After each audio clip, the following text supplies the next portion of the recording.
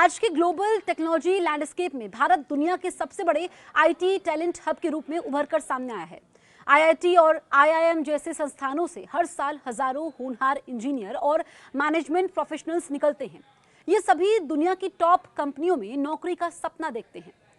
ज्यादातर लोगों का लक्ष्य एप्पल, माइक्रोसॉफ्ट और गूगल जैसी ग्लोबल कंपनियों में प्लेसमेंट की तैयारी करते हैं। लेकिन हाल ही में अमेरिका में बढ़ती प्रोटेक्शनिज्म नीतियों ने भारतीय आईटी क्षेत्र के लिए नई चुनौती खड़ी कर दी है। अमेरिका के राष्ट्रपति डोनाल्ड ट्रंप ने कई पॉलिसी में बदलाव किया है। अमेरिका में वीजा प्रतिबंधों और लोकल प्रोफेशनल्स की हायरिंग पर जोर ने भारतीय युवाओं के लिए विदेशी नौकरियों के अवसरों को सीमित कर दिया है। इससे गूगल में नौकरी मिलना मुश्किल हो सकता है। हालांकि चुनौतियों के बीच भारत में नए अवसर भी बन रहे हैं। ग्लोबल कंपनियां अब भारत में ही अपने ग्लोबल कैपेबिलिटी सेंटर्स यानी कि GCCS खोल रही है, जिससे देश के अंदर ही युवाओं को अंतर्राष्ट्रीय स्तर के प्रोजेक्ट्स पर काम करने का मौका मिल रहा है। आईटी सेक्टर में यह बदलाव भारत को ग्लोबल टेक्नोलॉजी पावर हाउस बनाने की दिशा में मजबूत कदम है। अब जरूरी है कि स्टूडेंट्स सिर्फ विदेश में नौकरी पर निर्भर न रहकर देश में मौजूद खास अवसरों का भी भरपूर फायदा उठाएं।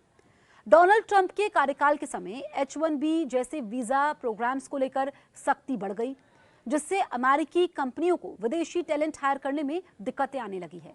इससे भारतीय इंजीनियरिंग ग्रेजुएट्स पर सीधा असर पड़ा है। TCS, इन्फोसिस, विप्रो जैसी टॉप लेवल की आईटी कंपनियां बड़ी संख्या में भारतीय युवाओं को अमेरिका भेजती थी। डोनाल्ड ट्रंप की नई नीतियों और लगातार आते स्टेटमेंट के चक्कर में उन्हें भी नई रणनीति बनानी पड़ी। विदेश में हायरिंग में मुश्किलें बढ़ने के बाद कंपनियां अब भारत में ही अपने ग्लोबल कैपेबिलिटी सेंटर्स खोलने पर फोकस कर रही है। माइक्रोसॉफ्ट, गूगल, अमेजन जैसी दिग्गज कंपनियां भारत में ग्लोबल कैपेबिलिटी सेंटर्स के जरिए R&D, AI, क्लाउड जैसे अल्ट्रा मॉडर्न सेक्टर्स में काम कर रही हैं।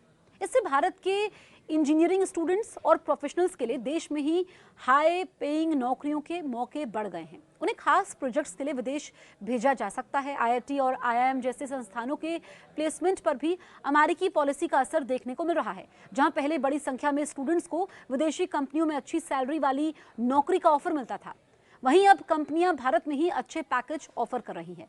इसका पॉजिटिव पहलू यह है कि अब टैलेंट ब्रेन ड्रेन के बजाय देश में ही काम कर रहा है। इससे इकोनॉमी को भी मजबूती मिल रही है। भारतीय युवाओं को अपनी स्किल्स लगातार अपडेट करनी होगी।